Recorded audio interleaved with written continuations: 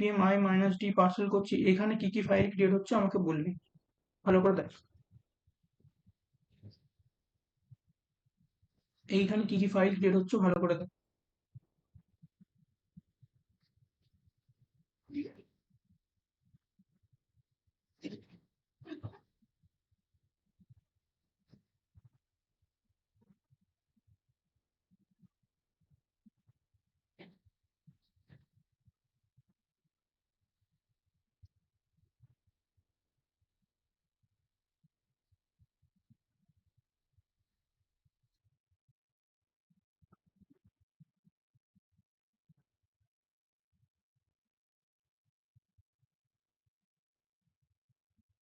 দেখ, যখন আমি এখানে লিখলাম npm i minus D parcel, সঙ্গে সঙ্গে এখানে দেখ নোড মডিউল বলে একটা ফোল্ডার ক্রিয়েট হয়েছে, দেখতে পেয়েছিস নোড মডিউলস। হ্যাঁ দেখতে পেয়েছি। নোড মডিউল ক্রিয়েট হয়েছে। দেখ আরো একটা ফোল্ডার ক্রিয়েট হয়েছে, প্যাকেজ লগ ডট জেসনও ক্রিয়েট হয়েছে, আর প্যাকেজ ডট জেসনও ক্রিয়েট হয়েছে। এবার আমি তোকে আগের বারে বললাম যে প্যাকেজ ডট জেসন কি করে, না আমি যে ডিপেন্ডেন্সি বা ডিপেন্ডেন্সি যেটা সেটাই বলেছি প্যাকেজ, এটা নিয়ে তো কোনো ডাউট নেই।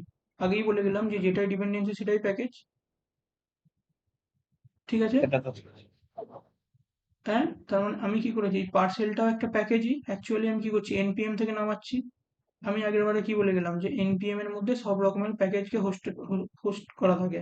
তার মানে আমি যদি npm থেকে কোনো রকম কি বলবো কাউকে ইনস্টল করি, সেটা নিশ্চয়ই প্যাকেজই হবে। তার মানে পার্সেলটাও কি, পার্সেলটা ঠিক আছে আমার বান্ডেলার, এটা নিয়ে কোনো ডাউট নেই, কিন্তু পার্সেলটা আবার প্যাকেজও, একটা ডিপেন্ডেন্সিও, বুঝতে পেরেছিস?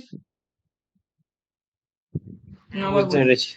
নাকি আবার বলবো? আমি বুঝতে আরেকবার বললে ভালো।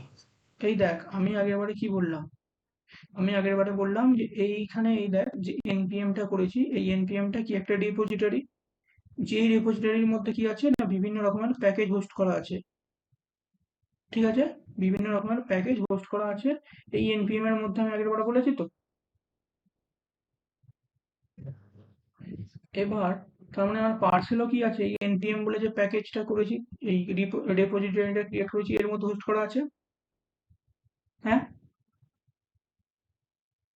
হ্যালো। হ্যাঁ শোনা যাচ্ছে।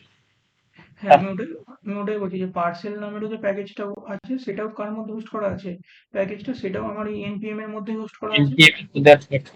হোস্ট করা আছে। তার মানে npm এর কাজ কি বলেছিলাম, না npm এর কাজ হচ্ছে ম্যানেজ করা এই প্যাকেজকে, প্যাকেজের কি ম্যানেজ করা, ভার্সানকে বলেছিলাম আগের বারে যে npm এর কাজ হচ্ছে বিভিন্ন রকম প্যাকেজের ভার্সানকে ম্যানেজ করা। দেখ তোর কাছে মনে হচ্ছে জিনিসটা একটু কমপ্লিকেটেড হয়ে যাচ্ছে, আমি আরেকবার বলছি দেখ। ধরে নে এটা একটা, ধরে নে এটা হচ্ছে npm, ঠিক আছে। এই যে চার চৌকো বক্সটা দেখতে পাচ্ছিস তো, দেখতে পাচ্ছি। এটা হচ্ছে আমার npm। এই npm এর মধ্যে কাকে হোস্ট করা আছে, এর মধ্যে ওই পার্সেল পার্সেলকে এর মধ্যে হোস্ট করা আছে। পার্সেলটা কি, পার্সেল ওই বান্ডেলার বান্ডেলারটা আবার কি, প্যাকেজ। প্যাকেজ। বান্ডেলার যেটা সেটা আবার কি, এমনিতে এটা প্যাকেজও একটা, আবার ডিপেন্ডেন্সিও একটা, বুঝতে পারছিস তো যেটা বলছি, হ্যাঁ বুঝতে পারছি। ডিপেন্ডেন্সিও একটা।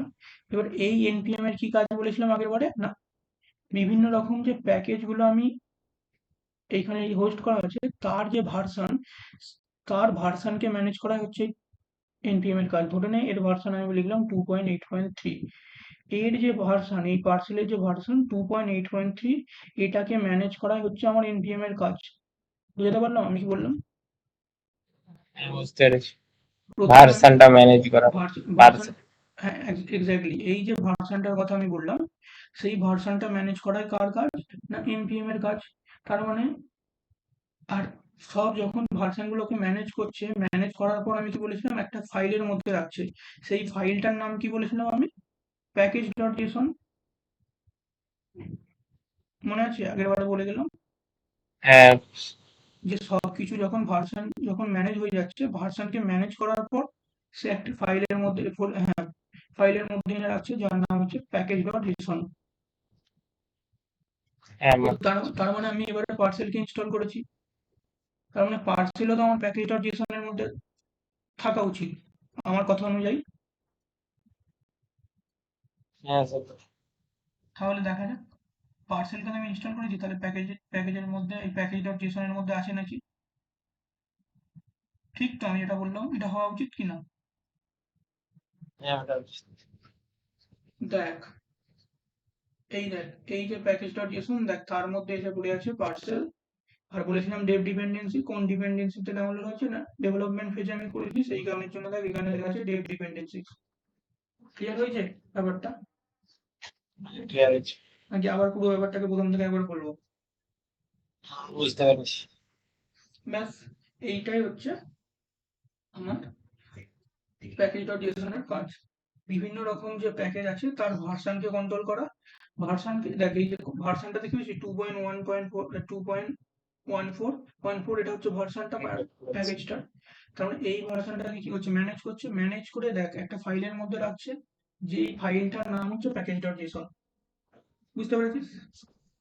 বুঝতে পেরেছি। আচ্ছা এবার এইখানে দেখ লাগানো আছে একটা সাইন। এই সাইনটার নাম কি জানিস? এই যে সাইনটা আছে এই সাইনটার নাম হচ্ছে ক্যারেট। ইন্টারভিউ ইন্টারভিউর সময় জিজ্ঞাসা করে যে ক্যারেট আর টিল্ড কেন এখানে ইউজ করা থাকে।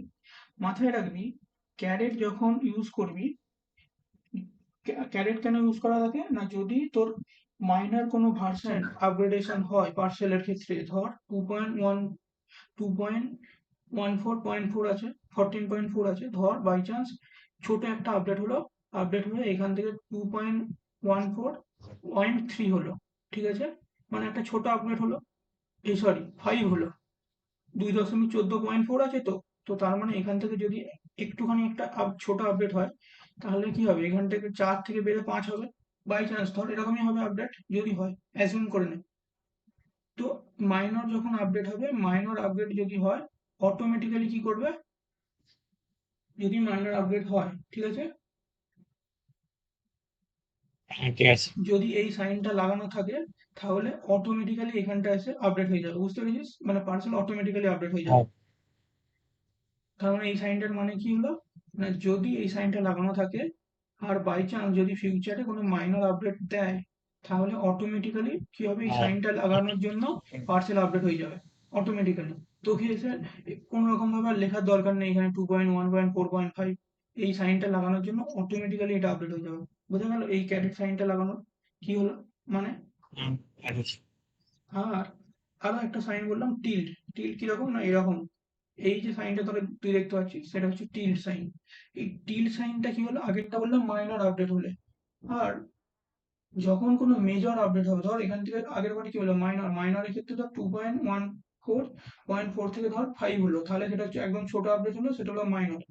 এবার ধর কোনো একটা মেজর আপডেট হলো মানে খুব বড় আপডেট হলো, সাপোজ ধর এখানে 2 থেকে বেড়ে 3 হয়ে গেল, 3.15.5 এলো, তখন কি হবে যদি এই সাইনটা লাগানো থাকে অটোমেটিক্যালি কি হবে পার্সেল এটাকে আপডেট করে দেবে। বুঝতে পেরেছিস? মাইনর আপডেট যখন হবে তখন ওই ক্যারেক্টার, আর টিল হ্যাঁ কখন ইউজ করবি না টিল ইউজ করবি যখন মেজর আপডেট হবে তখন, বড় আপডেট যখন হবে তখন পার্সেলের ক্ষেত্রে তখন এটা ইউজ হবে। আমি কি বোঝাতে পারলাম ঠিকঠাক নাকি আবার বলবো? হ্যাঁ বুঝতে বুঝতে আচ্ছা পেরেছি বুঝতে পেরেছি।